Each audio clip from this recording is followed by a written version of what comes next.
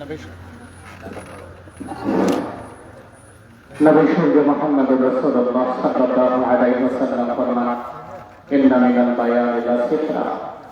জাদুময় বক্তৃতা দীর্ঘ বর্ষা নিয়ে আলোচিত সমাজ বিজ্ঞানের প্রতি তাদেরকে এগিয়ে যাবেন আমরা প্রত্যাশা করছি।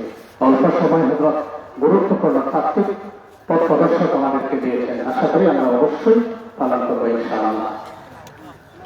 হাজিরিন, আমরা এতক্ষণ যাবৎ যার জন্য অপেক্ষমান আছি, আজকে মাহফিলের বিশেষ অতিথি বিশিষ্ট আলেমে দ্বীন হযরত মাওলানা আতাউর রহমান তায়েরি কিশোরগঞ্জি।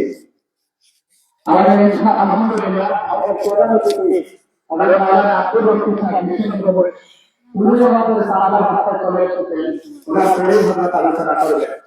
এই মুহূর্তে আপনাদের সামনে কোরআন এবং হাদিস থেকে মূল্যবান পাঠ্য পেশ করবেন বিশিষ্ট আলেমে দ্বীন হযরত মাওলানা আতাউর রহমান তায়েরি সাহেব কিশোরগঞ্জি।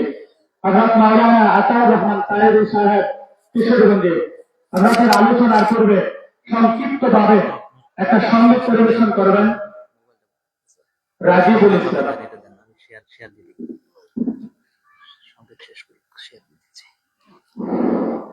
আসসালামু আলাইকুম ওয়া রাহমাতুল্লাহি ওয়া বারাকাতুহু। সোনার নামে গঙ্গাই সোনা মনো প্রাণ জোড়াই, সোনা মনো প্রাণ জোড়াই, সোনার নামে গঙ্গাই সোনা মনো প্রাণ জোড়াই, সোনা মনো প্রাণ জোড়াই। আল্লাহু আকবার বলো, আল্লাহু আকবার, আল্লাহু আকবার বলো, আল্লাহু আকবার, আল্লাহু আকবার বলো, আল্লাহু আকবার, আল্লাহু আকবার বলো, আল্লাহু আকবার। ও মধুর নাম দিলে হৃদয় আসে, ও মধুর নামে সুখ নেমে আসে, ও মধুর নাম দিলে হৃদয় আসে, ও মধুর নামে সুখ নেমে আসে।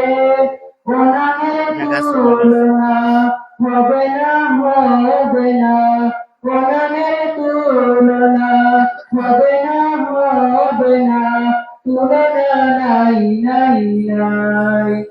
সোনা আল্লাহর নামে গান গাই, সোনা মনো প্রাণ জোড়াই, সোনা মনো প্রাণ জোড়াই। আল্লাহু আকবার বলো, আল্লাহু আকবার, আল্লাহু আকবার বলো, আল্লাহু আকবার, আল্লাহু আকবার বলো, আল্লাহু আকবার, আল্লাহু আকবার বলো, আল্লাহু আকবার। যে নামের বিরানি মেলে আগুন হলো পানি, গাছের মতো ডাকিলে আজ সারা দিবেন তিনি, সারা দিবেন তিনি। যে নামের বিরানি মেলে আগুন হলো পানি, গাছের মতো ডাকিলে আজ সারা দিবেন তিনি, সারা দিবেন তিনি। ও মধুর নাম দিটাই হতাশার জানা, গলেতে পড়ো পটনের মালা। ও মধুর নাম দিটাই হতাশার জানা, গলেতে পড়ো পটনের মালা।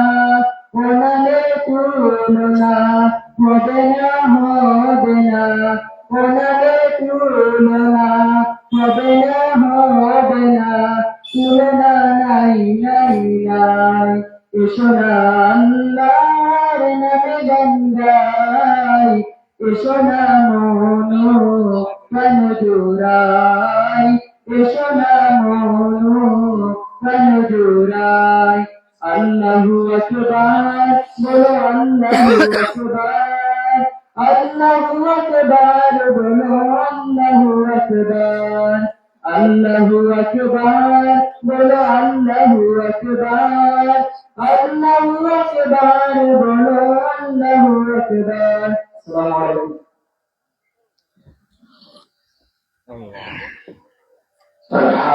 তার প্রশংসায় আমাদের চলার পথে ছিল না, তার প্রেমে আমাদের প্রাপ্য। শিল্পী রাজীবুল ইসলামকে অত্যন্ত সক্রিয় আর কঠোর মাধ্যমে আমাদের কৃষি পরিবারের বিরোধনা কিছুটা হলেও প্রশংসিত করেছে।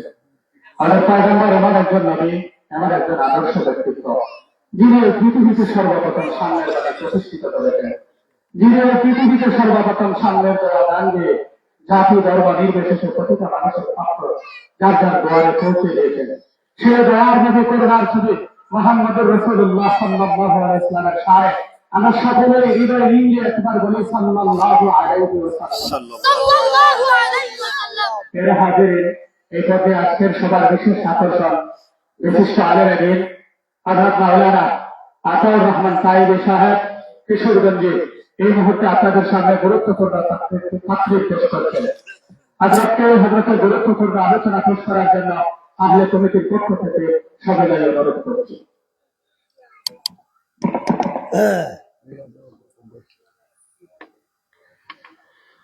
আসসালামু আলাইকুম ওয়া রাহমাতুল্লাহি ওয়া বারাকাতুহু। অনেক মানুষ বাহিরে ঘোরাফেরা করছে। এই বাস্তব প্রতিদিন নয়, বৎসরে একবার, নাকি এই বছর আর হইব। আমি বিনীতভাবে অনুরোধ করব, যারা বাহিরে ঘোরাফেরা করছে, এই মাসটা একটা বরকতি মাস, রজনীটা একটা বরকতি রজনী। বিশেষ করে আপনাদের এলাকার আলেম হযরত মাওলানা জুবায়ের আল মাহমুদ সাহেব আমার অত্যন্ত মহব্বতের, আমাকে অনেক মহব্বত করে। আর আপনাদের মসজিদের ইমাম সাহেব মাওলানা শাহিন আলম সাহেব আমার বন্ধু মানুষ, অত্যন্ত শ্রদ্ধাভাজন, অত্যন্ত মহব্বত করে, যার কারণে আজকে আপনাদের সামনে উপস্থিত হয়েছি। আমরা যারা ঘোরাফেরা করছি, অনুরোধ জানাচ্ছি আপনারা প্যান্ডেলের ভিতরে চলে আসুন। আলহামদুলিল্লাহ,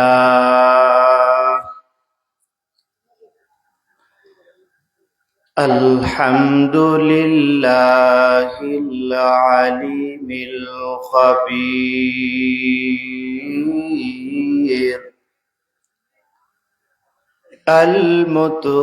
المتقنين دام العالم بلا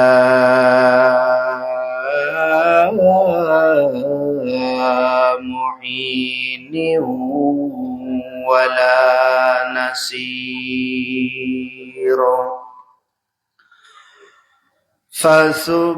فسبحان الله الذي حكمته بالغة وعلمه غزير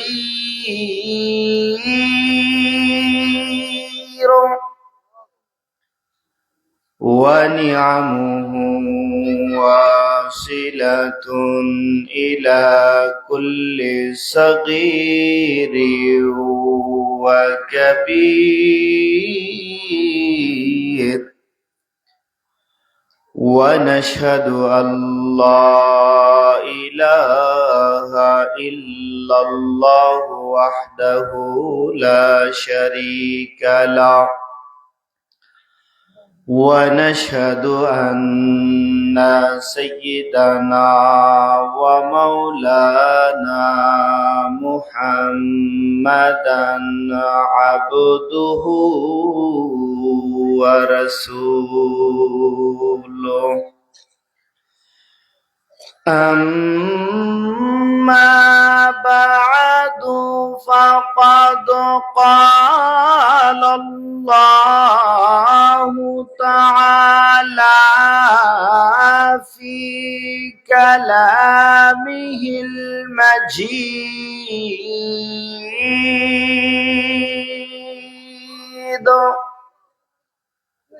وفي فرقانه الحميد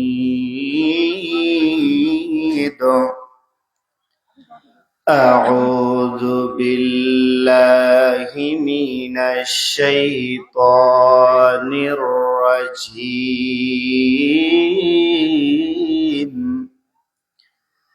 بسم الله الرحمن الرحيم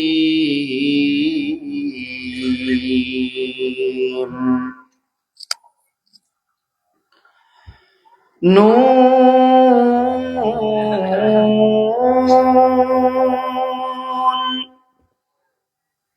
والقلم وما يسطرون ما أنت بنعمة ربك بمجنون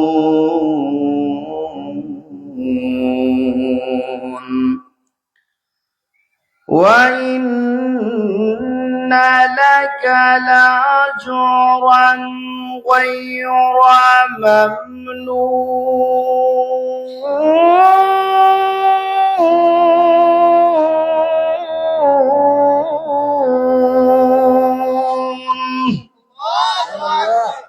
وإنك لعلى خلق عظيم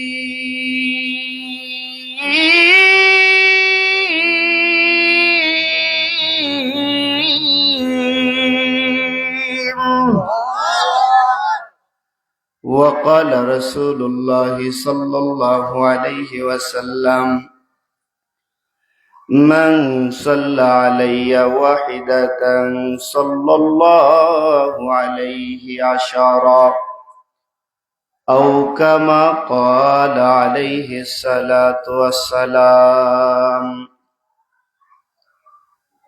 صلى الله على سيدنا ومولانا محمد وعلى آله وأصحابه وسلم تسليما كثيرا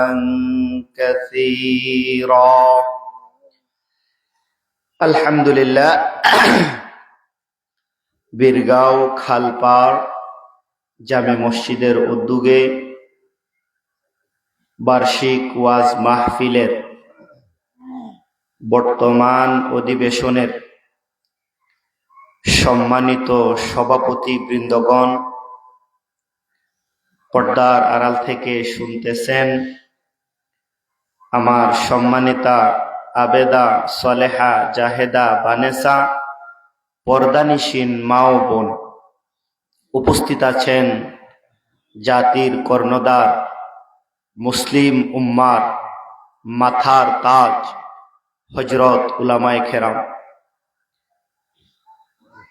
সম্মুখমানের সম্মানিত দিন প্রিয় ইসলাম প্রিয় নবী প্রিয় আমার মুসলমান ভাইয়েরা, আল্লাহ তাআলা এই জান্নাতের বাগানে আমাদেরকে বিভিন্ন কাজ থেকে ফারেগ রেখে এখানে আসার বসার সুস্থতা যোগ্যতা তৌফিক দান করেছেন।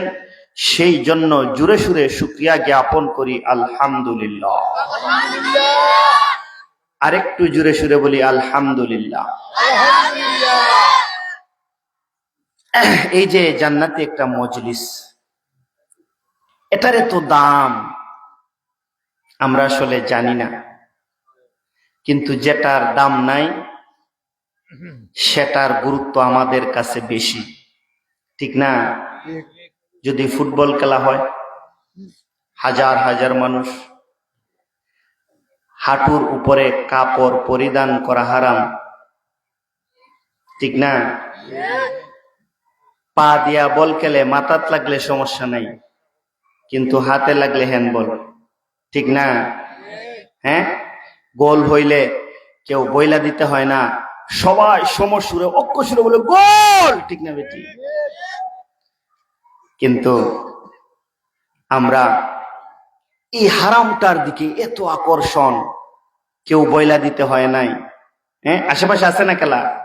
আমি তো জানি। এই এলাকার থেকে দেখা যায় আসরের পরে শত শত মানুষ যায় খেলা দেখতে, ঠিক না?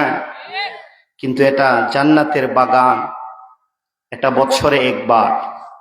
ফুটবল খেলা তো শরীয়ত সম্মত নয়, যদিও স্বাস্থ্যের জন্য উপকার, যদি শরীয়ত সম্মত হয় তাহলে ঠিক আছে। এইখানে দাঁড়ায় বিড়ি গাইতেছে, ও গোল, ঠিক না বেটি? হ্যাঁ, আর একটা গান জায়গায় আইছে, গোলের কিছু যদি নিশানা কাজ বেটা বল ধরবে কেমনে, ঠিক না বেটি? মানে হারামে যে জায়গায় ভরপুর, সেই জায়গায় আমরা আকর্ষিত, আমরা সেই জায়গায় বিকশিত, আমরা সেই জায়গার জন্য পাগল পারা। আমাদের ভিতরে ঈমানের তাজাল্লি, তাওয়াজ্জু কমে গেছে, পাওয়ার অ্যাকশন কমে গেছে, বলেন ঠিক না বেটি? এই জন্য আপনি যদি মেলাতে যান, প্যান্ডেলে যতজন মানুষ বসা আছে, তার চাইতে দেখবেন সাইডে বাইডে বেশি ঘুরতেছে। যদি উনারা এসে বসতো, মাহফিলটা সৌন্দর্য মণ্ডিত হয়ে যাইত। কিন্তু আসছে মেলা কতবিল ঘুরাইব, একবারে লাস্টে সিন্নি দিলে সিন্নি লেবারে যাইব, আছে না এরকম? আমরা কপাল পুরা। আল্লাহ তাআলার গুণগানে ইসলামী মজলিসে শয়তান আমাদেরকে শিকল লাগিয়ে পিছন দিয়া টানে, আর আমরা তার টানে টানে নৌকা বাইচ দিই, ঠিক না বেটি? হ্যাঁ, সম্মানিত হাজরিন, ইসলাম এমনে আসে নাই। আমরা মুসলমানের ঘরের মুসলমান, মুসলমান এমনে হয় নাই। রাসূল পাক সাল্লাল্লাহু আলাইহি ওয়াসাল্লামের 23টা বছর কিঞ্চিত পরিমাণ সারা রাত্রিতে এমন কোন রাত্রি নাই যে আপনার আমার চিন্তা করে রাসূল পাক সাল্লাল্লাহু আলাইহি ওয়াসাল্লাম কান্না করেন নাই। এর বিনিময়ে আমরা ইসলাম পেয়েছি। আমরা তো মনে করছি ইসলাম তো আমাদের জন্য পানের বাটা, লইলাম খাইলাম, ঠিক না বেটি? আরে না, আপনি তো মুসলমানের ঘরে মুসলমান হয়ে গেছেন, সহজ মুসলমান হয়ে গেছেন, কিন্তু রাসূলের রক্ত জড়ানো উহুদের প্রান্তরে রাসূল যে কি কষ্ট করেছেন, রাসূল যে আপনার জন্য কি কান্না করেছেন, সেই কথাই তুমি আপনি ভুলে গেছেন, ঠিক না বেটি? আমি যে কুরআনুল কারীমের সূরাত প্রথম কয়েকখানা আয়াত তেলাওয়াত করেছি, আল্লাহ তাআলা রাসূলের শানে এই সূরার প্রথম কয়েকখানা আয়াত নাজিল করেছেন। এই সূরাটার নাম হলো সূরাতুল কলম। এই সূরার নাম কি? সূরাতুল কলম। রাসূল পাক সাল্লাল্লাহু আলাইহি ওয়াসাল্লামকে আল্লাহ তাআলা সান্ত্বনা দিয়ে এই সূরার প্রথম কয়েকখানা আয়াত নাজিল করেছেন, বলেন সুবহানাল্লাহ। আল্লাহ তাআলা কেন সান্ত্বনা দিলেন? আল্লাহ তাআলা তো রাসূলের শানে সূরাতুল কাউসারও নাজিল করেছেন, সূরাতুল কালামও কেন নাজিল করেছেন? সূরাতুল কাউসার নাজিল করেছেন, রাসূলকে সান্ত্বনা দিবেন। কাফেররা রাসূলকে আটকুরা প্রতিবন্ধী বলে গালি দিয়েছিল, ঠিক না? এই জন্য কাউসার নাজিল করেছেন। আর এই সূরাতে রাসূলকে কাফেররা কোন ধরনের অপবাদ দিয়েছিল সেটা জানার দরকার, ঠিক না? মক্কায় যখন রাসূল পাক সাল্লাল্লাহু আলাইহি ওয়াসাল্লাম দাওয়াতি কাজের দাওয়াত দেন, ঈমানের দাওয়াত দেন, কাফেররা তো হতভম্ব হয়ে গেছে। কিরে, মুহাম্মদ যেই রকম ভাবে ঈমানের দাওয়াত শুরু করছে, আমাদের তো মূর্তি পূজা বন্ধ হয়ে যাবে, এখন কি করা যায়, মুহাম্মদকে কিভাবে ঠেকানো যায়, সেই চেষ্টায় তারা পাগল পারা হয়ে গেছে মক্কার কাফেররা। এখন তাদের ভিতরে শান্তি নাই। যে আসে মুহাম্মদের তেলাওয়াত শুনে, মুহাম্মদুর রাসূলুল্লাহ চেহারা দেখে মুসলমান হয়ে যায়, তাদের ভিতরে জ্বালাপোড়া সৃষ্টি হয়ে গেছে। কিয়ামত পর্যন্ত ইসলাম বিদ্বেষী মানুষের ভিতরে জ্বালাপোড়া থাকবে, বলেন ঠিক না বেটি? এখন কাফেররা চিন্তা ভাবনা করছে যে মুহাম্মদকে কিভাবে দিনের দাওয়াত থেকে ফিরানো যায়। মুহাম্মদকে তারা গিয়ে বাধা দিছে, আয় মুহাম্মদ, তুমি কালকে থেকে দিনের দাওয়াত বন্ধ করো। কি করো? দিনের দাওয়াত বন্ধ করো। আল্লাহ রাসূল কি দিনের দাওয়াত বন্ধ করবে? না, কারণ ইসলাম তো সঠিক, শ্রেষ্ঠ নবী রাহমাতাল লিল আলামিন। আল্লাহ তাআলা কি বলেন? ওয়ামা আরসালনাকা ইল্লা রাহমাতাল লিল আলামিন।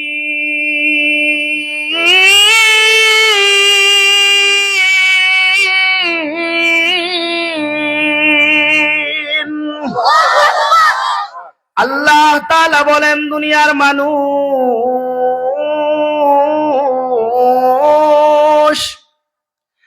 আমার বন্ধুকে দুনিয়ার জন্য আমি রহমত হিসাবে বানাইছি।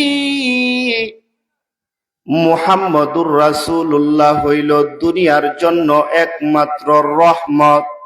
বলেন সুবহানাল্লাহ। মক্কার কাফেররা চিনলি না, আমার নবীকে চিনলি না, আমার নবীকে কালেমার দাওয়াত দিতে বাধা দেয়। মক্কার কাফেরদেরকে আমার রাসূল লক্ষ্য করে বলেন, ও মক্কার কাফেররা, তোমরা আমাকে কালেমার এক আল্লাহর দাওয়াত দিতে বাধা দেও। তোমরা শুনো, আমি তোমাদেরকে তাওহীদের দাওয়াত দেই, লা ইলাহা ইল্লাল্লাহর দাওয়াত দেই। তোমরা আমার কালেমার দাওয়াত গ্রহণ করো না, সমস্যা নাই, কিন্তু যদি তোমরা বলো লা ইলাহা ইল্লাল্লাহর দাওয়াত বন্ধ করে দিবা, আমি মুহাম্মদ তোমাদেরকে একটা চ্যালেঞ্জ দেই, কিয়ামত পর্যন্ত লা ইলাহা ইল্লাল্লাহর দাওয়াত চলবে। পৃথিবীর সমস্ত শক্তি মিলেও আল্লাহ তাআলার তাওহীদের দাওয়াত বন্ধ করার ক্ষমতা তোদের নাই। বলেন সুবহানাল্লাহ। আল্লাহর রাসূল বলেন, চ্যালেঞ্জ তোমরা গ্রহণ করো না, কিন্তু লা ইলাহা ইল্লাল্লাহকে বাধা দিতে পারবে না, থামাইতে পারবে না। যদি থামাইতে চাও তোমরা থেমে যাবে, কিয়ামত পর্যন্ত আল্লাহ তাআলার দাওয়াত চলবে। সারা পৃথিবীও যদি এক হয়ে যায়, আল্লাহ তাআলার দাওয়াত থেকে মানুষকে বন্ধ দিতে পারবে না। বলেন ঠিক না বেটি? এখন তো তারা চিন্তা করছে, কিরে মুহাম্মদে আমাদেরকে যে ডায়লগ দিল, ঠিক না? হ্যাঁ, মুহাম্মদে সারা পৃথিবী চ্যালেঞ্জ করে। তার তো কয়েকজন মুসলমান তার দিন গ্রহণ করেছে, সে সারা পৃথিবীকে চ্যালেঞ্জ করে। এখন মুহাম্মদের কি হইল? মুহাম্মদরে কিভাবে বাধা দেওয়া যায়? তারা একটা মিটিং ডাকছে, এলাকার গণ্যমান্য কাফের, গুন্ডা, কুকুর, লিডার সবাই মিলায় একটা মিটিং ডাকছে। এই মুহাম্মদরে কিভাবে বাধা দেওয়া যায়? একজন ওইটা বলে, আমার কাছে একটা বুদ্ধি আইছে, মুহাম্মদরে এই করমু সেই করমু। আরেকজন ওইটা বলে, এক কাজ করো, আমরা আজকে থেকে মুহাম্মদকে বলবো যে মুহাম্মদ পাগল হয়ে গেছে। বলেন নাউজুবিল্লাহ। মুহাম্মদ পাগল হয়ে গেছে, মুহাম্মদরে জিনে আক্রমণ করে। বলেন নাউজুবিল্লাহ। এখন তারা এই বুদ্ধি করছে। এই বুদ্ধি করার পরে আরেকজন ওইটা বলে, এক কাজ করো, পাগল তো আমরা বলবই, আগে আমরা আবু তালেবের কাছে যাই। আবু তালেব তো এখন আমাদের গোত্রীয় নেতা, তার বাতিজা হইল মুহাম্মদ। আগে আবু তালেব রে গিয়া আমরা একটু বলি যে তোমার বাতিজারে, তুমি তো নেতা মানুষ, তোমার বাতিজারে তুমি একটু থামাও, তোমার বাতিজারে তুমি একটা থামাও। কাফেররার একটা দল আবু তালেবের কাছে গেছে। আবু তালেবের কাছে গিয়া বলতেছে, আমরা নেতা, ও আবু তালেব, আপনার কাছে একটা বিচার। আবু তালেব বলে, বিচার? বলো, কিসের বিচার? কার নামে বিচার? বলে, আপনার বাতিজা মুহাম্মদের নামে বিচার। বলে, আমার বাতিজা মুহাম্মদের নামে বিচার? আমার বাতিজা তো কোনোদিন কোনো পাপ কাজ, মানুষের অনিষ্টতা করতে পারে নাই, করে নাই, আমি কল্পনাও করি না। আচ্ছা বলো, আমার বাতিজা কি অন্যায় করছে? আমার বাতিজা কি অন্যায় করছে? এখন তারা বলে, আমরা যুগ যুগ ধরে, শত শত বছর ধরে মূর্তি পূজা করি, লাত উজ্জাতের পূজা করি। এখন তোমার বাতিজা ইসা এক আল্লাহর দাওয়াত দেয়, আমাদের ধর্মকে রহিত কইরা দেয়। এখন তোমার বাতিজারে তুমি থামাও, তোমার বাতিজারে এখন তুমি থামাও। আবু তালিব চিন্তার মধ্যে পড়ছে, যারা কি কয়, আবল তাবল কয়, আমার বাতিজা তো ভুল করতে পারে না। বলেন ঠিক না বেটি? উনি তেমন কোনো গুরুত্ব দেন নাই। কিছুদিন পরে দেখা যায় রাসূল পাক সাল্লাল্লাহু আলাইহি ওয়াসাল্লাম দিনের দাওয়াত দিয়েই যাচ্ছেন, দিনের দাওয়াত দিয়েই যাচ্ছেন, দিনের দাওয়াত দিয়েই যাচ্ছেন। আবার আরেকটা বড় দল আবু তালেবের কাছে এসে বলে, আবু তালেব, কয়েকদিন আগে আপনার কাছে আইছিলাম আপনার ভাতিজারে সতর্ক করার জন্য, কিন্তু আপনি করেন নাই। এখন আপনার ভাতিজা আরো বেশি দাওয়াত দেওয়া শুরু করছে। আপনি কি আপনার ভাতিজারে বাধা দিবেন, না আপনার সঙ্গে আমাদের যুদ্ধ হবে, নাইলে আপনার সঙ্গে আমাদের সম্পর্ক শেষ? এখন আবু তালেব পড়ছে বিপদ। জানে আবু তালেবের ভাতিজা মুহাম্মদুর রাসূলুল্লাহর কোনো সমস্যা নাই, কোনো দোষ নাই, কোনো ত্রুটি নাই। তারপরে আবু তালেব চিন্তা করলো, যদি এই বিষয় নিয়ে যুদ্ধ বিগ্রহ শুরু হয়, তাদের সঙ্গে আমার সম্পর্ক চিহ্ন হয়, তাহলে গোষ্ঠীর ক্ষতি, এলাকার ক্ষতি। ঠিক না বেটি? আমার ভাতিজার সাথে বসা দরকার। এখন মুহাম্মদুর রাসূলুল্লাহরে খবর পাঠাইছে যে, ভাতিজা তুমি একটু আসো না, তোমার সঙ্গে একটু দরকার আছে। তুমি আর আমি, আর কেউ নাই, তুমি আর আমি, আর কেউ নয়। এখন আবু তালেব ভাতিজারে ডাকছে ঘরের ভিতরে, দরজা বন্ধ করে বলে, ভাতিজা তোমার একটা কথা জিজ্ঞেস করি, তুমি আর আমি, আর কেউ নাই। আমার কাছে মক্কার কাফেররা আগে একবার এসেছিল, আমি তাদের কথার কোনো গুরুত্ব দেই নাই, কিন্তু আবার তারা আজকে এসেছে। আমাকে আইসা তারা ওয়ার্নিং দেয়া গেছে, যদি তোমাকে বাধা না দেই রে ভাতিজা, তাহলে আমাদের সঙ্গে তাদের যুদ্ধ হবে, তাদের সঙ্গে আমাদের সম্পর্ক ছিন্ন হবে। তার চাইতে ভালো আমি তোমাকে একটা ভালো পরামর্শ দেই, তুমি কালেমার দাওয়াত বন্ধ করে দাও, আর এই মারামারি হানাহানির দরকার নাই। বলেন নাউজুবিল্লাহ। আল্লাহর রাসূল এই রকম ভাবে মাথাটা নিচ দিয়া বৈশা রয়েছে। বলে, ভাতিজা আমি যতদিন তোমাকে কথা বলেছি, উপদেশ দিয়েছি, তুমি তো কথা শুনেছো, আজকে তুমি মাথাটা নিচ দিয়া বৈশা রইলা কেন? জবাব দেও না কেন? কোনোদিন তো আমার কথার কোনো উত্তর দেও নাই। চাচার কথা শুনেই হুকুম পালন করেছো, যা বলেছি তাই করেছো, আজকে কেন তুমি মাথা নিচে দিয়া বৈশা রইলা?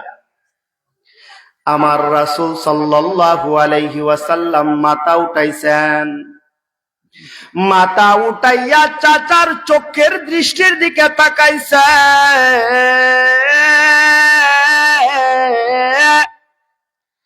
চাচাকে লক্ষ্য করে বলে, চাচা আবু তালেব, ছোট্ট বেলা থেকে আমার বাবা নাই, আপনি আমাকে কুলে পিঠে করে মানুষ করেছেন, আপনার সঙ্গে রেখেছেন। যতদিন যেই উপদেশ দিয়েছেন চাচা, আপনার কথার কোনো বিরোধিতা করি নাই, কোনো অবাধ্যতা করি নাই। আপনার চোখে চোখ রেখে আমি কোনোদিন কোনো কথা বলি নাই। কিন্তু আজকে আপনি এমন একটা কথা বললেন চাচা, আমার কলিজা ছিদ্র হয়ে গেছে। মক্কার কাফেররা একত্রিত হইয়া আপনার কাছে আইসা বলে, আমি কালেমার দাওয়াত চাইরা দিব। আমি দাওয়াত দেই লা ইলাহা ইল্লাল্লাহ মুহাম্মাদুর রাসূলুল্লাহ, আল্লাহ তাআলার আদেশপ্রাপ্ত পয়গম্বর আমি। কাফেরদেরকে আমি সহজ সরল পথ দেখাই, সঠিক পথ দেখাই। চাচা গো, তারা বুঝে নাই, তারা আমাকে বাধা দেয়। আজকে আপনি বলতেছেন আমি কালেমার দাওয়াত চাইরা দিব। ও চাচা, আপনি বলেন, যদি আসমানের চন্দ্রটা আমি মুহাম্মদের হাতে দিয়ে আইসা কেউ বলে, মুহাম্মদ রে,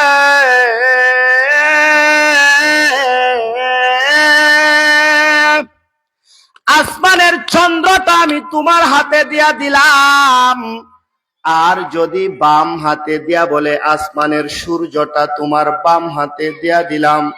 চাচা, কোনদিন আপনার কথার অবাধ্য হই নাই। চাচা আজকে এমন একটা কথা বললেন, আমাকে যদি চন্দ্র সূর্যর মালিক বানায় দেওয়া হয়, আর বলে আজকে থেকে চন্দ্র সূর্য মুহাম্মদ তোমার কথাই উদিত হবে, তোমার কথাই অস্ত যাবে, তারপরেও চাচা আমি শাহাদত বরণ করব। আমি কালেমার দাওয়াত থেকে বিন্দু পরিমাণ বিরত থাকব না। বলেন সুবহানাল্লাহ। আবু তালেব রাসূল পাক সাল্লাল্লাহু আলাইহি ওয়াসাল্লামের দৃষ্টির দিকে তাকাইছে।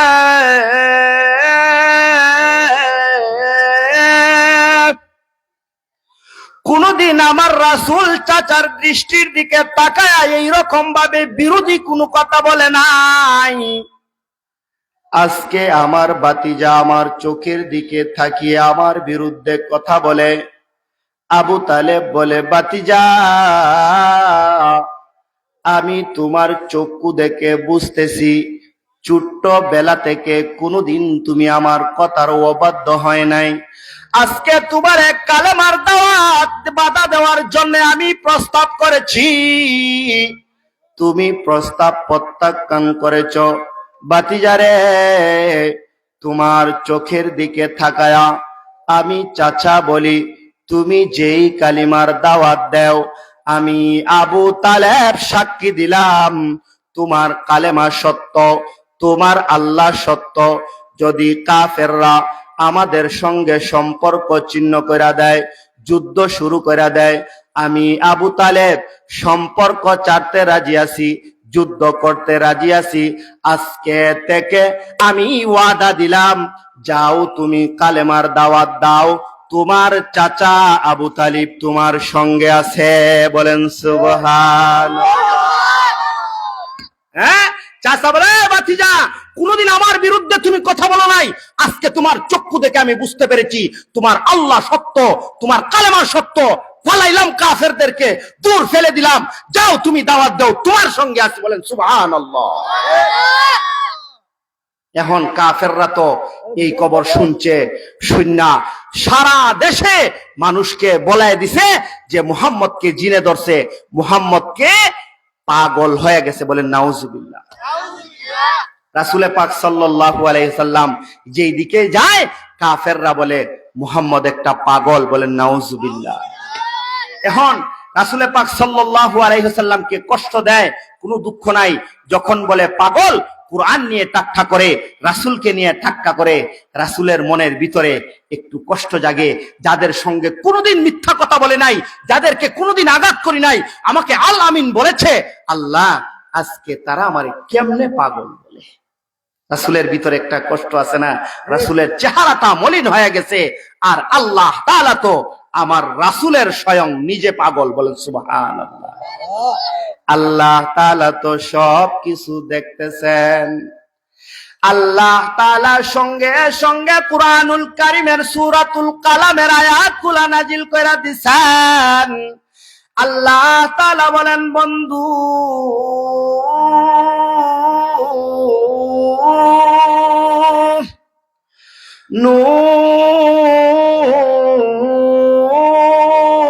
নুন ওয়াল কলামি ওয়া মা ইয়াসতুরুন।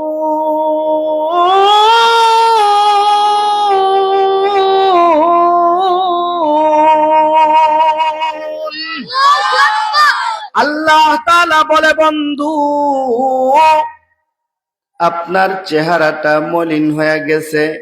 মক্কার কাফেররা আপনাকে আল আমিন উপাধিতে ভূষিত করেছিল, কিন্তু আজকে আপনাকে তারা মিথ্যা অপবাদ দেয় গো। আপনাকে তারা কাফের বলে, আমি আল্লাহ দেখতেছি, এই জন্য আমি আল্লাহ তাআলা নুন, এক নাম্বার নুনের কসম খাইলাম, ওয়াল কালাম, দুই নাম্বার কলমের কসম খাইলাম, ওয়া মা ইয়াসতুরুন, তিন নাম্বার কলম দ্বারা আমি আল্লাহ তাআলা যা কিছু লিখেছি তার কসম খাইলাম। আল্লাহ তাআলা তিনটা গুরুত্বপূর্ণ কসমকে বন্ধুর জন্য পাগল হয়ে বন্ধুকে সান্ত্বনা দেয়া বলেন, মা আনতা বিনিআমাতি রাব্বিকা বিমাজনুন।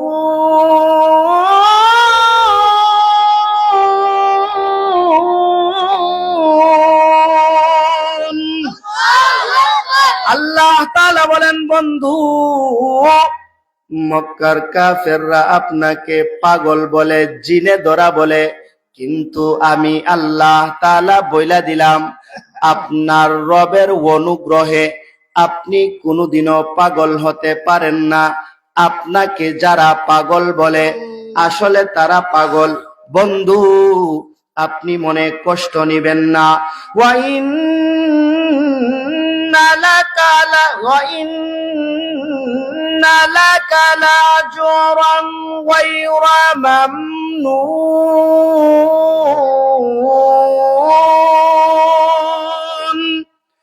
বলে বন্ধু, আপনার জন্য আমি আল্লাহ তাআলা অফুরন্ত পুরস্কার রেখে দিয়েছি।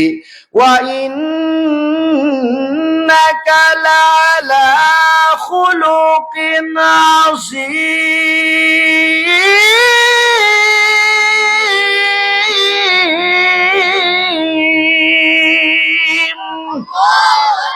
আল্লাহ তাআলা বলেন, বন্ধু,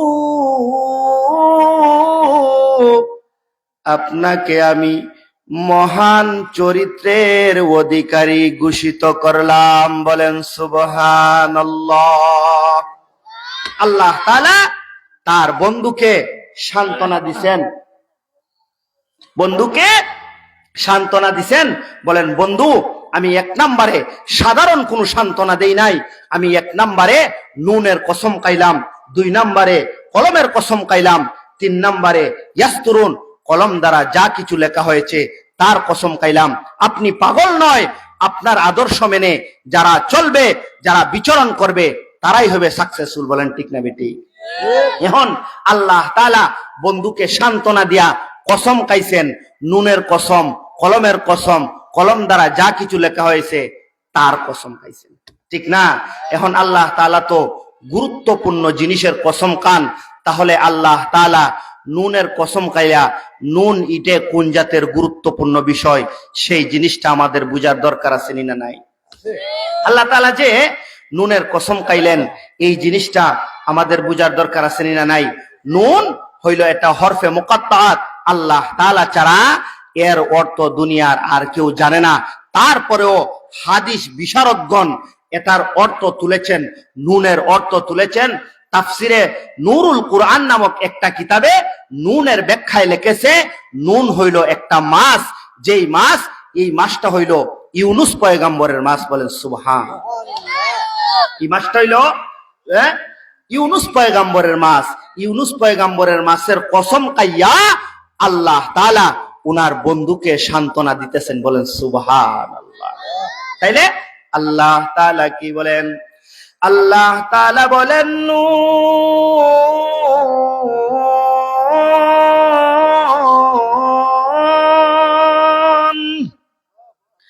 আল্লাহ তাআলা বলেন, বন্ধু,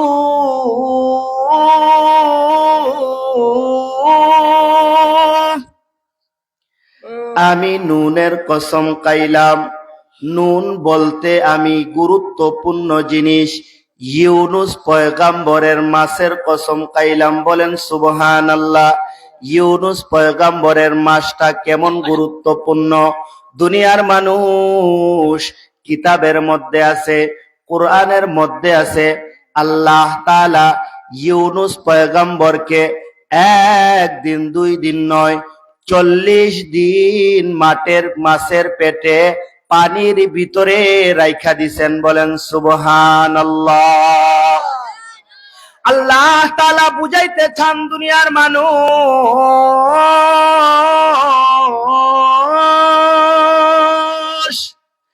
আমি আল্লাহ তাআলা তো নুনের কসম খাইলাম। নুন তো সাধারণ কোনো বিষয় নয়। আমি ইউনুস পয়গম্বরের মাছের কসম খাইলাম। ইউনুস পয়গম্বরের মাছটা কেমন গুরুত্বপূর্ণ?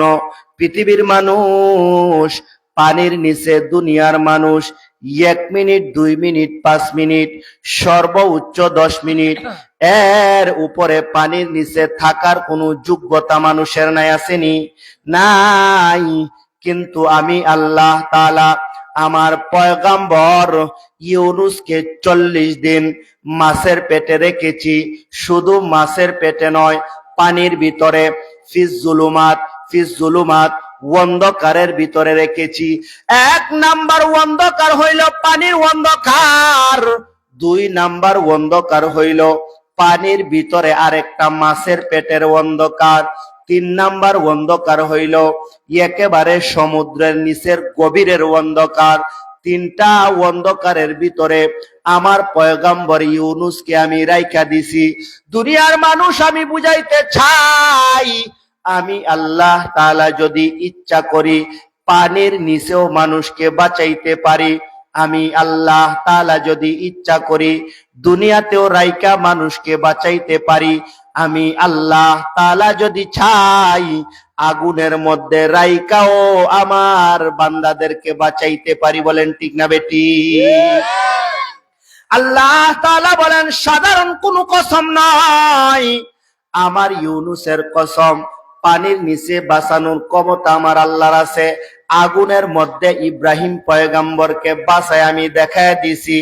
মাটির নিচে আসহাবে কাফের মানুষদেরকে আমি রাইকা বুঝায় দিছি যে কোনো জায়গায় আমি আল্লাহ তাআলা বাঁচায় রাখতে পারি। পানির নিচে তাইকা ইউনুস পয়গম্বর দোয়া করেছে, লা ইলাহা ইল্লা আনতা সুবহানাকা ইন্নী কুনতু মিনাজ জালিমিন।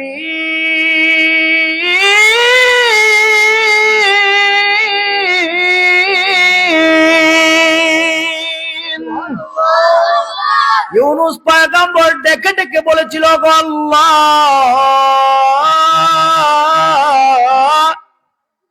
এই গভীর অন্ধকারের ভিতরে মালিক তুমি বাঁচানেওয়ালা ছাড়া আর কোনো বাঁচানিওয়ালা নাই। তুমি আল্লাহ পবিত্র, পৃথিবীর কোনো মানুষ আমাকে বাঁচাইতে পারবে না। সমস্ত পৃথিবীর মানুষ যদি একত্রিত হয়ে যায়, আল্লাহ আমি পয়গম্বর ইউনুসকে বাঁচানোর ক্ষমতা নাই। এই অন্ধকার থেকে একমাত্র বাঁচানির মালিক আপনি। আমি জুলুম করেছি, আল্লাহ আপনি আমারে বাঁচাও। রাসূল বলেন ইউনুস পয়গম্বরের দোয়াটা আল্লাহ তাআলা এমন ভাবে কবুল করেছেন, কুরআন নাজিল করে দিয়েছেন, কিয়ামত পর্যন্ত যদি মানুষ মুসিবত পড়ে এই দোয়া পড়ে আল্লাহ তাআলা তার মুসিবত দূরীভূত করে দেয়। বলেন সুবহানাল্লাহ। আল্লাহ তাআলা বলেন দুনিয়ার মানুষ,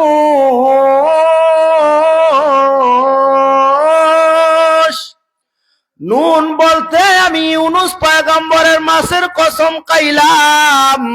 ইউনুস পয়গম্বরের মাছের কসম খাইয়া আমি আল্লাহ তাআলা বুঝাইতে চাইলাম মৃত্যুও দিতে পারি আমি, বাঁচাইতেও পারি আমি, পানির ভিতরেও বাঁচাইতে পারি, আসমানের উপরেও বাঁচাইতে পারি, জমিনের উপরেও বাঁচাইতে পারি। মোট কথা মানুষের জিন্দেগির কসম। বন্ধু আমি গুরুত্বপূর্ণ কসমকে বলি, মা আনতা বিনিআমাতি রাব্বিকা বিমাজনুন।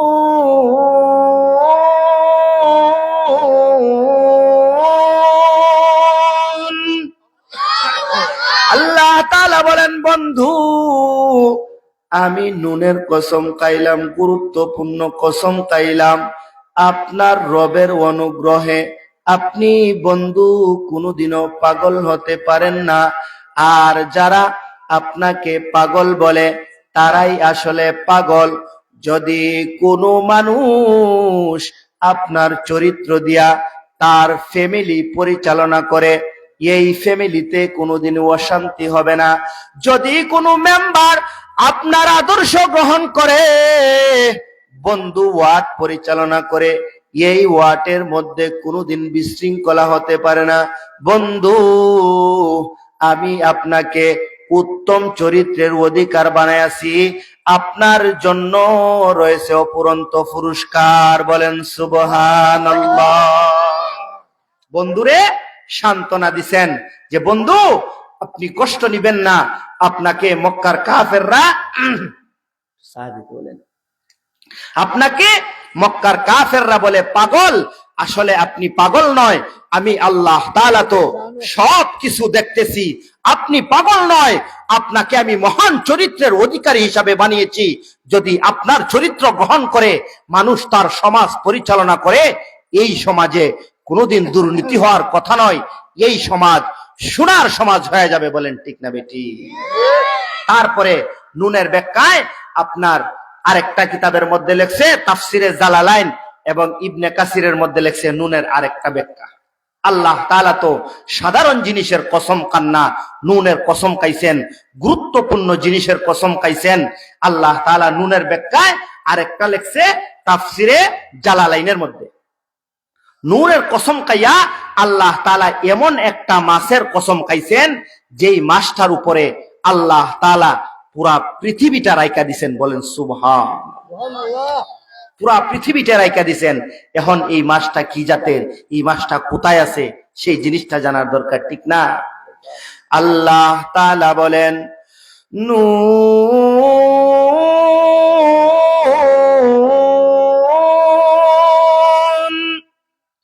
আল্লাহ তাআলা বলেন বন্ধু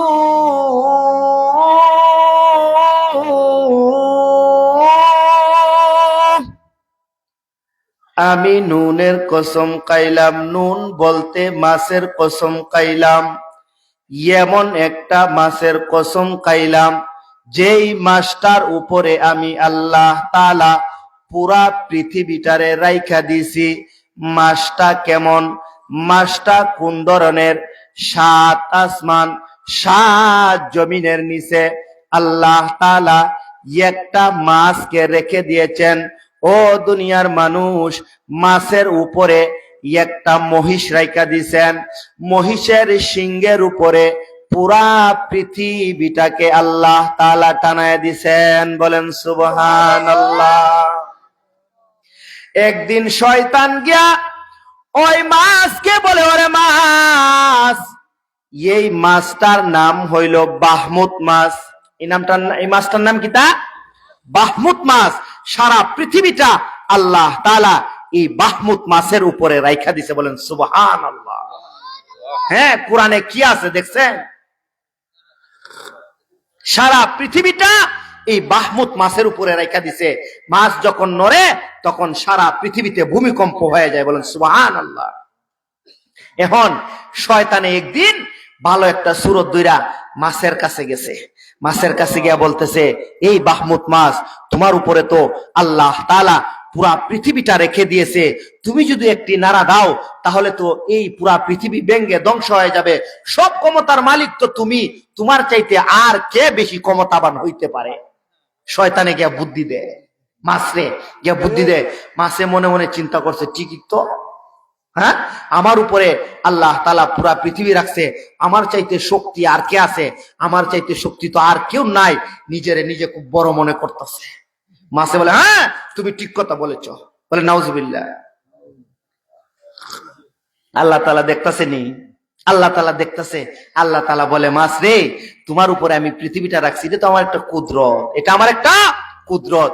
কিন্তু তুমি শয়তানের প্রলোভনে পড়ে তুমি যেই ভাব নিছ, যেই হিংসা তোমার ভিতরে নিছ, মুহূর্তের মধ্যে আমি তোমার হিংসা শেষ করে দিতেছি। বলেন সুবহানাল্লাহ।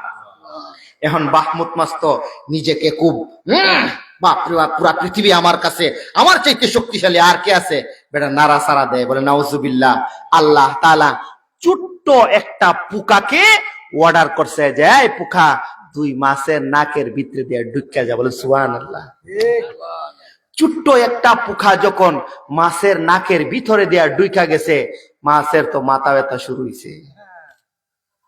আল্লাহকে ডেকে বলে, ও গো আল্লাহ, শয়তানের প্রলোভনে পড়া আমি মনে করেছি আমার চাইতে আর শক্তিশালী নাই, কিন্তু আমার নাক দিয়া মাথার ভিতরে যেই পোকা ঢুকেছে, আমি এখন চিন্তায় পড়ে গেলাম, আমার চাইতে ছোট্ট পোকা আরো বেশি শক্তিশালী। বলেন সুবহানাল্লাহ।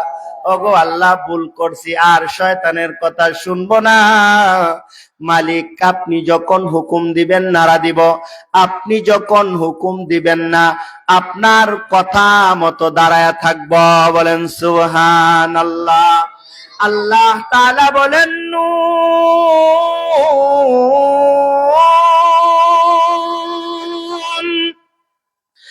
আল্লাহ তাআলা বলেন দুনিয়ার মানুষ,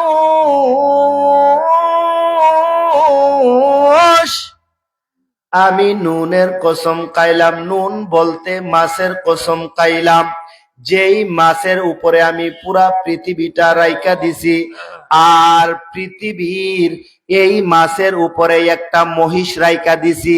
মহিষের দুইটা সিংহের মধ্যে আমি আল্লাহ তাআলা পুরা পৃথিবীটাকে জুড়াইয়া দিছি।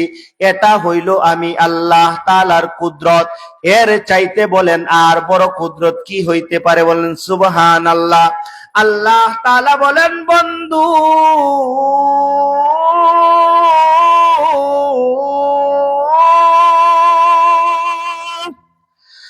আমি সেই কুদরতি মাছের কসমকে বলি, মা আনতা বিনিআমাতি রাব্বিকা বিমাজনুন।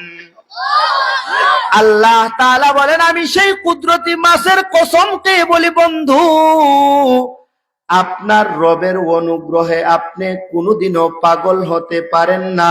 ওয়া ইন্না লাকা লাআজরান গায়রা মামনুন।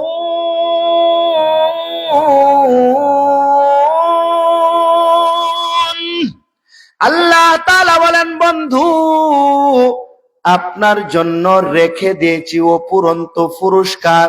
কাফেরদের কথা শুনে আপনি মন খারাপ করবেন না। ওয়া ইন্নাকা লাআলা খুলুকিন আযীম। আল্লাহ তাআলা বলেন বন্ধু, কাফেরদের কথায় আপনি মন খারাপ করবেন না। ও বন্ধু, আপনাকে আমি মহান চরিত্রের অধিকারী বানায়া দিলাম। বলেন সুবহানাল্লাহ। কাফেরদের প্রতিবাদের জবাব দিছেনি? অবশ্যই দিছে। কিন্তু আমরা আমাদের রাসূলে পাক সাল্লাল্লাহু আলাইহি ওয়াসাল্লামকে চিনি না। আল্লাহ তাআলা বলেন ওয়া ইন্নাকা লাআলা খুলুকিন আযীম।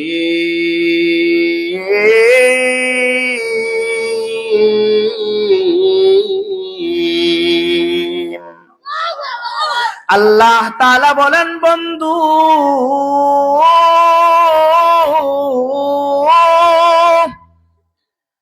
আপনাকে আমি মহান চরিত্রের অধিকারী বানাইলাম।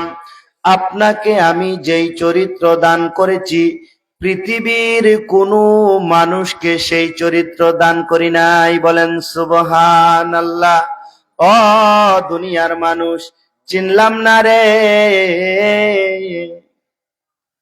আমার প্রিয় নবীরে, আমরা চিনলাম না। চিনলি না রে মক্কার কাফেররা আমার পয়গম্বর মুহাম্মদুর রাসূলুল্লাহকে চিনলি না। কেমন ছিলেন আমার রাসূল, কেমন ছিলেন? যার জন্য স্বয়ং আল্লাহ তাআলা পাগল পারা। আল্লাহ তাআলা যার সিনার ভিতরে কোরআন নাজিল কইরা দিয়া, আল্লাহ তাআলা বলেন বন্ধু, আপনার সিনার ভিতরে কোরআন আমি নাজিল করেছি। আপনি তো থাকবেন না, কিন্তু কিয়ামত পর্যন্ত এই কোরআনকে আমি সংরক্ষণ করব। বলেন সুবহানাল্লাহ। আমরা রাসূলের উম্মত হইয়া আমাদের রাসূলকে চিনলাম না। বলেন ঠিক না বেটি? রাসূলের এক সাহাবী ছিল, এই সাহাবীর নাম হইল জান্দাল রাদিয়াল্লাহু তাআলা আনহু। এই সাহাবীর নাম কি? জান্দাল। রাসূলের জন্য কেমন পাগল ছিল শুনেন। আল্লাহ তাআলা তো নিজেই পাগল, আরো রইছে বলবো। এখন জান্দাল রাদিয়াল্লাহু তাআলা আনহু মুসলমান হয়ে গেছেন, আর রাসূলে পাক সাল্লাল্লাহু আলাইহি ওয়াসাল্লাম মদিনায় চলে গেছেন। কিন্তু তৎকালীন সময়ে ওই যে স্বৈরাচারীর সময়ে কাফেররা মুসলমানদেরকে চরম পর্যায়ের অত্যাচার করত। এখন জান্দাল রাদিয়াল্লাহু তাআলা আনহু মুসলমান হয়ে গেছে, তার ফ্যামিলির মানুষ উনাকে প্রচন্ড পরিমাণ অত্যাচার করে, প্রচন্ড পরিমাণ অত্যাচার করে। এখন রাসূল পাক সাল্লাল্লাহু আলাইহি ওয়াসাল্লাম একবার স্বপ্নে দেখলেন যে এই সাহাবায়ে কেরামদেরকে নিয়ে উমরা হজ পালন করবেন। বলেন সুবহানাল্লাহ। উমরা হজ পালন করবেন। রাসূল পাক সাল্লাল্লাহু আলাইহি ওয়াসাল্লাম সাহাবীদের আপনার সাহাবীদেরকে নিয়ে চলছেন হুদাইবিয়া নামক এক স্থানে। রাসূল পাক সাল্লাল্লাহু আলাইহি ওয়াসাল্লাম থামছেন। থামার পরে ওই যে জান্দাল রাদিয়াল্লাহু তাআলা আনহু মুসলমান হইছে, উনি জানছে যে রাসূল তো মক্কার কাছাকাছি আইছে, এই ফাঁক পুকুরে যদি আমি রাসূলের দলের ভিতরে যাইতে পারি তাহলে তো রাসূল আমারে মদিনায় নিয়ে যাইবে, ঠিক না? উনি কি করছেন, আর হুদাইবিয়ার সন্ধির সময় কাফেররা এক পক্ষে, মুসলমানরা আরেক পক্ষে। আর জান্দাল রাদিয়াল্লাহু তাআলা আনহু, উনার বাপ ছিল সুহাইল, তিনিও কাফের ছিলেন, পরবর্তীতে ঈমান এনেছেন। এখন জান্দাল রাদিয়াল্লাহু তাআলা আনহু কোনোভাবে মুসলমানদের দলে গিয়ে পৌঁছে গেছেন। বলেন সুবহানাল্লাহ। কিন্তু হুদাইবিয়ার সন্ধিতে ঘটনাক্রমে এমন কিছু চুক্তি লেখা হয়েছে যেই চুক্তিগুলা মুসলমানরা কোনোভাবেই মেনে নিতে পারছে না। এর মধ্যে একটা চুক্তি ছিল, যদি মক্কা থেকে কোনো মানুষ মুহাম্মদের কাছে মদিনায় যায় তাহলে এই মানুষটারে আবার ফেরত দিতে হইব। আর যদি কোনো মানুষ মদিনা থেকে মক্কায় আসে কাফেরদের কাছে তাহলে তারে ফেরত দেওয়া যাইত না। সব তাদের পক্ষে না। এখন জান্দাল রাদিয়াল্লাহু তাআলা আনহু তো মুসলমানদের পক্ষে চলে গেছেন। আর উনার আব্বা মুহাম্মদুর রাসূলুল্লাহকে ডাক দিয়া বলে, মুহাম্মদ, আমার ছেলে জান্দালকে আমাদের দলে পাঠিয়ে দাও, কারণ শর্ত লেখা হবে তোমরা কোনো মক্কার বাসীকে তোমাদের দলে রাখতে পারবে না, আমাদের কাছে পাঠিয়ে দিবে। রাসূল তো এখন অপারগ, এখন কি করবে? জান্দাল রাদিয়াল্লাহু তাআলা আনহু আমার রাসূলের দিকে, চেহারার দিকে তাকায় রইছে, মনে বড় তৃষ্ণা, মক্কা ছেড়ে রাসূলের সঙ্গে মদিনায় চলে যাবে। কিন্তু হুদাইবিয়ার সন্ধির শর্ত হইল মক্কার কোনো মানুষ মুহাম্মদ সঙ্গে নিয়ে যাইতে পারবে না। মুহাম্মাদুর রাসূলুল্লাহ বলে, ওই মক্কার মানুষ,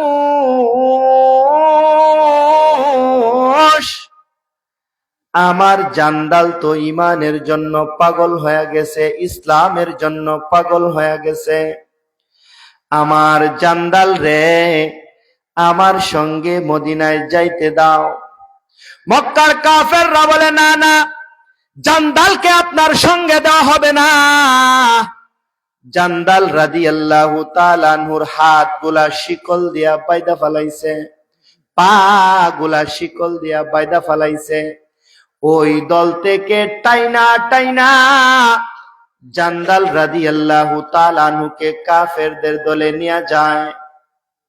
জান্দাল রাদিয়াল্লাহু তাআলা আনহু বারবার পিছন দিকে তাকায় আর বলে, রাহমাতাল লিল আলামিন,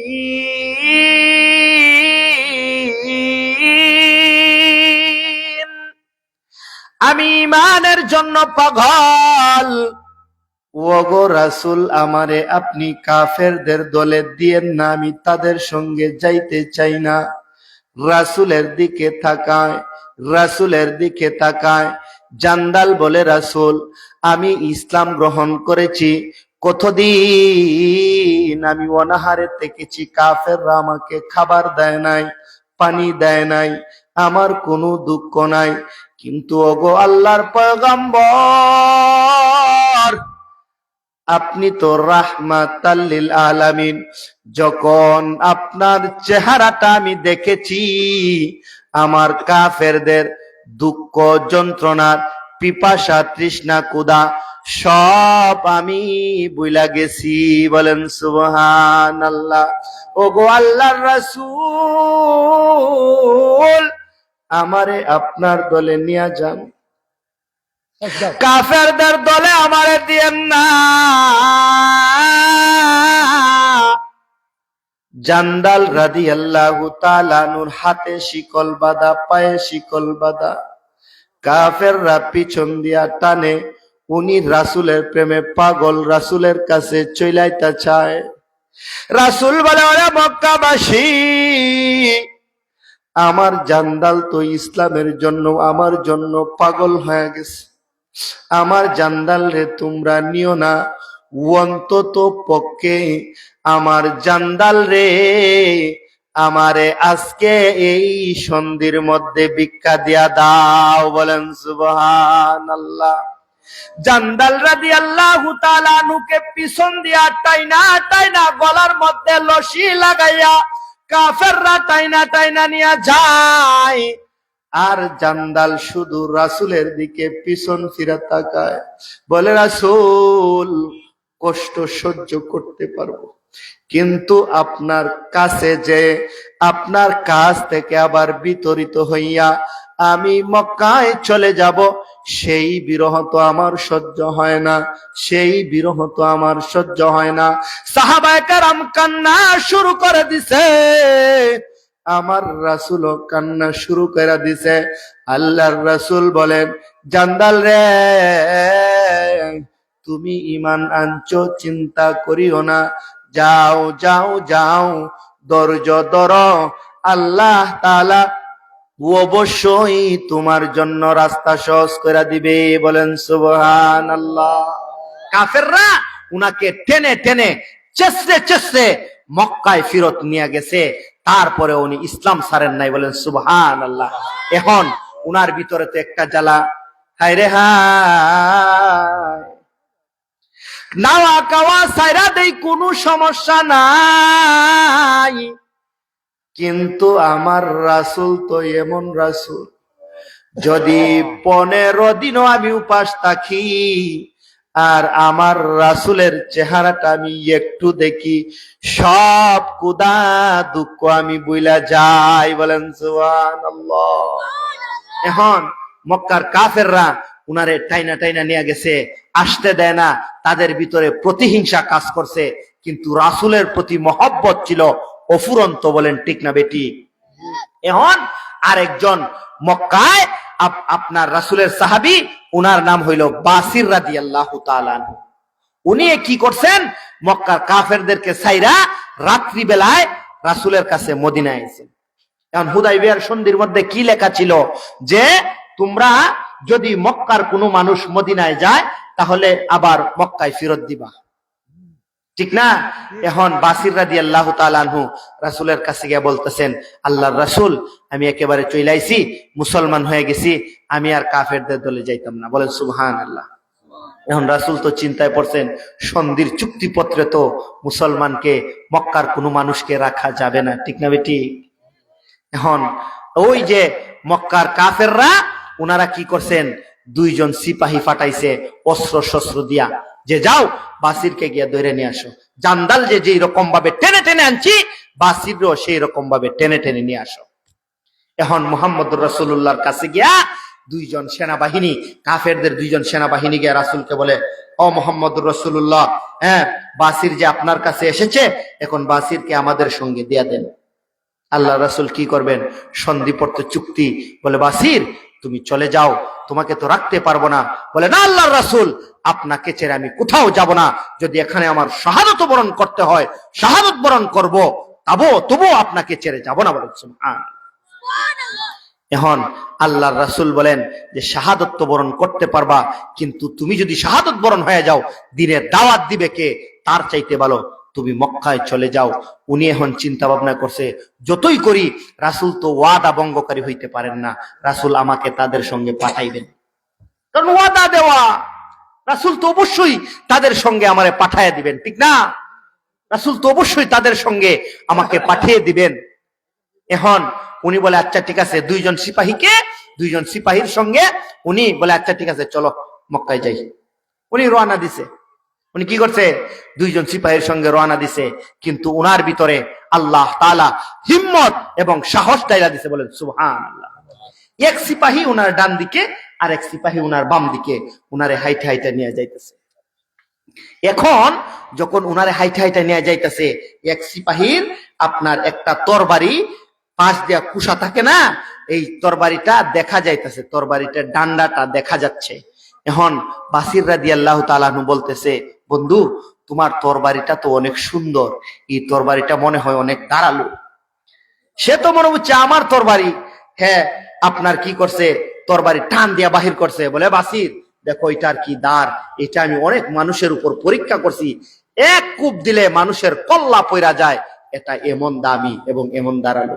বাসির রাদিয়াল্লাহু তাআলা আনহু বলেন, আমার একটু দেও, তোমার এই দামি জিনিসটা একটু দেখি, আমাকে একটু দাও না, তোমার এই তরবারিটা একটু আমি একটু দেখি কিরকম, আমার মনে চাচ্ছে তোমার এটা একটু হাতে নেই। এখন বাসির রাদিয়াল্লাহু তাআলা আনহুর কাছে কাফের বলে, আচ্ছা ঠিক আছে নেও, দেখো তোমার যখন শখ উঠেছে তুমি দেখো। বাসির রাদিয়াল্লাহু তাআলা আনহু কি করছেন, তরবারি দিতে দেরি হইছে, তরবারি হাতে নিয়ে কাফেরকে এক কূপ দিয়ে কল্লা মাটিতে ফেলে দিতে দেরি করে নাই। বলেন আল্লাহু আকবার। এক কূপ মেরে কল্লা মাটির মধ্যে ফেলে দিছে। বাম দিকে যেই কাফের ছিল, হ্যাঁ তো একেবারে আপনার জামা নষ্ট করে দিছে, পেশাব করে। কিরি বাসির হের তরবারি দিয়া হেরে জবাই করে দিছে। বাম সাইডের এমন এক দৌড় দিছে, একেবারে রাসূল সাল্লাল্লাহু আলাইহি ওয়াসাল্লামের হুজরা শরীফের ভিতরে ঢুকে গেছে। বাসির রাদিয়াল্লাহু তাআলা আনহু পিছন দিয়া তরবারি নিয়া হের পিছন পিছন দৌড়তে দৌড়তে রাসূল সাল্লাল্লাহু আলাইহি ওয়াসাল্লামের কাছে গিয়া পৌঁছে গেছেন। বলেন সুবহানাল্লাহ। এখন রাসূল বলে, বাসির তুমি কি করতেছো, তুমি তো মক্কাবাসীর সঙ্গে একটা যুদ্ধ বাঁধিয়ে দিবে, তোমার তো সেই রকম করার কথা ছিল না। তখন বাসির রাদিয়াল্লাহু তাআলা আনহু বলে, আল্লাহর রাসূল আপনি আমাকে পাঠাইবেন সেটা ঠিক আছে, এটা আপনার ওয়াদা, কিন্তু তাদেরকে আমি মারবো না, তাদের সঙ্গে আমি যুদ্ধ করব না, এটা তো আমার কোনো ওয়াদা ছিল না। বলেন ঠিক না বেটি? এটা তো আমার কোনো কথা ছিল না, ওয়াদাবদ্ধতা আমার ছিল না যে তাদেরকে আমি মারবো না, আমার তো কিছু লেখা ছিল না, আপনি আমারে পাঠাই দিয়েছেন, আমি গেছি গা, আমি এরারে মারবো। বলে সুবহানাল্লাহ। এখন বলে, না বাসির তুমি মক্কায় চলে যাও। বাসির রাদিয়াল্লাহু তাআলা চিন্তা ভাবনা করেন, যদি আমি রাসূলের কাছে থাকি এখন তো এরা কিচ্ছু করতে পারতাম না, রাসূলের সামনে তো তাকে মারা সম্ভব নয়। এখন তার চাইতে ভালো রাসূল আমাকে মক্কা পাঠিয়ে দিবে, তার চাইতে ভালো আমি অন্য একটা জায়গায় চলে যাই। বলেন সুবহানাল্লাহ। বাসির রাদিয়াল্লাহু তাআলা আনহু অন্য একটা জায়গায় নদীর কিনারায় গিয়া এক জায়গায় স্থান নিছেন। বলেন সুবহানাল্লাহ। যখন নদীর কিনারায় গিয়া বাসির রাদিয়াল্লাহু তাআলা আনহু স্থান নিছেন, তখন ওই যে জান্দালকে টেনে টেনে হুদাইবিয়ার সন্ধির সময় কাফেররা মক্কায় নিছিল, উনি চিন্তা ভাবনা করে দেখে নেই, বাসির তো এই দেশ ছাড়ছে, মদিনায় যায় নাই, তাহলে আমি যদি বাসিরের কাছে যাই তাহলে তো কাফেররা আমারে ধরতে পারবে না। বলেন সুবহানাল্লাহ। এখন হযরত জান্দাল রাদিয়াল্লাহু তাআলা আনহু বাসির রাদিয়াল্লাহু তাআলা আনহু ঠিকানা নিছেন। ঠিকানা নিয়া উনি রাত্রি বেলায় চুপি চুপি বাসির রাদিয়াল্লাহু তাআলা আনহুর কাছে পৌঁছে গেছেন। বলেন সুবহানাল্লাহ। এখন এমন একটা পরিস্থিতি হইছে, মক্কার মানুষ, এমন একটা পরিস্থিতি হইছে, মক্কায় যেই মানুষই ইসলাম গ্রহণ করে এখন শুধু বাসির আর জান্দালের কাছে চইলা যায়। বলেন সুবহানাল্লাহ। এরকম ভাবে মানুষ মুসলমান হয় আর তাদের কাছে চইলা যায়, মুসলমান হয় আর যাদের কাছে চইলা যায়।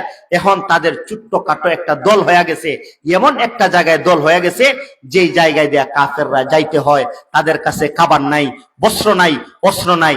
তারা কি করছে, আমাদের কাছে যেহেতু খাবার নাই, কাফেররা তো এই দিক দিয়ে যাবে, আমরা তো 5-6 জন হয়ে গেছি, 10-12 জন হয়ে গেছি, এখন কাফেররা আসলে তাদের মাল লুণ্ঠন করে আমরা খাবো। বলেন সুবহানাল্লাহ। তাদের একটা ছোট্টখাটো দল হয়ে গেছে, তারা কাফেররা যখনই এই রাস্তা দিয়ে যায় তারা আক্রমণ করে তাদের মাল সামানা রেখে দেয়। বলেন সুবহানাল্লাহ।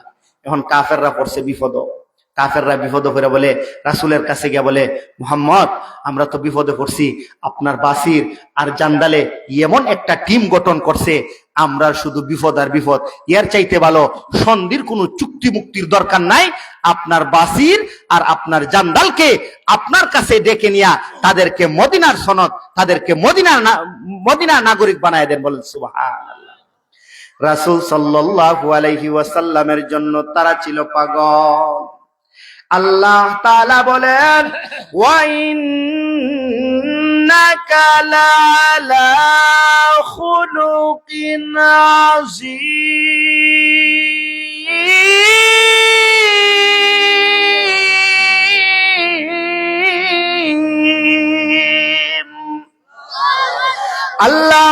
বলেন, বন্ধু আমি তোমাকে মহান চরিত্রের অধিকারী বানাইলাম। বন্ধু মক্কার কাফেররা আপনারে চিনল না, আপনারে মক্কার কাফেররা পাগল বলে চিনলি না রে, কিন্তু চিনেছে জান্দাল এবং বাসির রাদিয়াল্লাহু তাআলা আনহু। আল্লাহর রাসূল বাসির রাদিয়াল্লাহু তাআলা আনহুর কাছে চিঠি লিখেছে, বাসির মক্কাবাসী পারমিশন দেয়া দিছে, চুক্তির কোনো দরকার নাই, তুমি জান্দালকে নিয়া তোমার টিম নিয়ে আমার কাছে চলে আসো।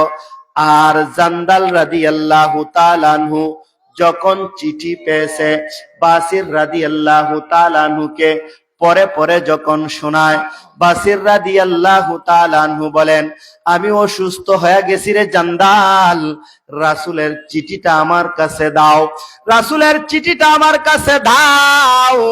রাসূলের চিঠিটা হযরত বাসির রাদিয়াল্লাহু তাআলা আনহু হাতে নিয়া তাহার চোখের মধ্যে দিয়া বলে, লা ইলাহা ইল্লাল্লাহু মুহাম্মাদুর রাসূলুল্লাহ, লা ইলাহা ইল্লাল্লাহ পড়েছে।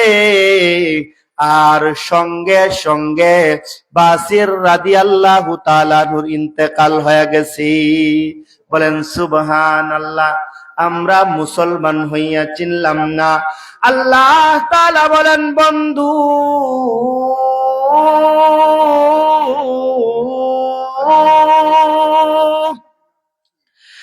মা আনতা বিনি'মাতি রাব্বিকা বিমাজনুন।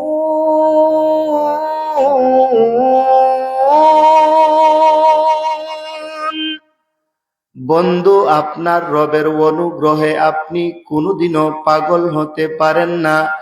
আপনার নীতিমালা, আপনার আদর্শ মেনে যদি কোনো মানুষ তার গ্রাম পরিচালনা করে, এই গ্রামে কোনোদিন অশান্তি হতে পারে না। বন্ধু আপনার নীতিমালা অনুসরণ করে যদি কোনো চেয়ারম্যান তার ইউনিয়ন পরিচালনা করে, এই ইউনিয়নে কোনোদিন দুর্নীতি, সুদখোর, ঘুষখোর হতে পারে না। বন্ধু যদি কোনো এমপি আপনার নীতিমালা আদর্শ মেনে তার এমপিত্ব পরিচালনা করে, এই দেশে কোনোদিন দুর্নীতি হতে পারে না।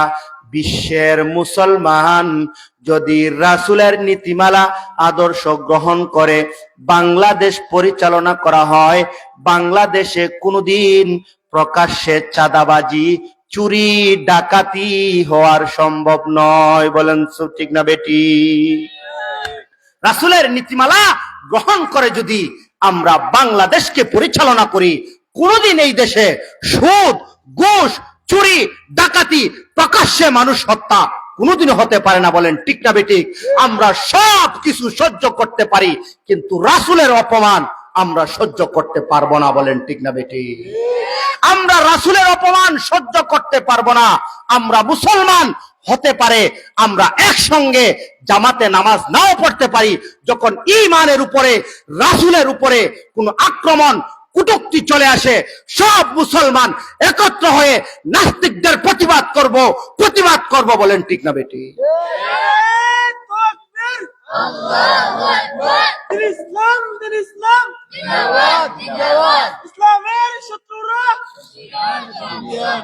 তাই সম্মানিত হাজিরিন, আমাদের কাজটা কি? আমাদের কাজটা কি? রাসূলকে আমরা মহব্বত করতে হবে, মসজিদের সঙ্গে সম্পর্ক রাখতে হবে, ঠিক না? মাদ্রাসার সঙ্গে সম্পর্ক রাখতে হবে, আলেমদের সঙ্গে সম্পর্ক রাখতে হবে। নিজের কপাল তো ফুরছি, মসজিদেও পড়লাম না, মাদ্রাসা তো পড়লাম না, আলেম হইতে পারলাম না। এখন আমরা উপায় কি? একমাত্র মসজিদ, মাদ্রাসা, আলেমদের সঙ্গে সম্পর্ক ছাড়া আমরা আর উপায় নাই। এখন কিভাবে মৃত্যুর পরেও আপনার যেই আমলটা জারি থাকবে, সেই আমলটা হইল সদকা করা। বলেন সুবহানাল্লাহ। যতক্ষণ পৃথিবীতে বাইচে আছেন ততক্ষণ এর সুযোগ আছে, এর পরে আর সুযোগ নাই।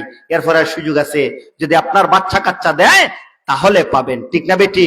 সম্মানিত হাজিরিন, রাসূলের প্রেমে পাগল পারা হইয়া আপনারা আমি সর্বপ্রথম রাসূলের প্রেমে মহব্বতে, মসজিদের মহব্বতে সর্বপ্রথম এমন কে ভাই আছেন, আমি বেশি চাইবো না, মসজিদের জন্য 1000 টাকা সর্বপ্রথম কে দিবেন? 1000 টাকা এই মসজিদের জন্য, সর্বপ্রথম 1000 টাকা এই মসজিদের জন্য কে দেবেন? রাসূলের সুন্নাহ কিয়ামত পর্যন্ত মসজিদ ভিত্তিক আপনার বেঁচে থাকবে।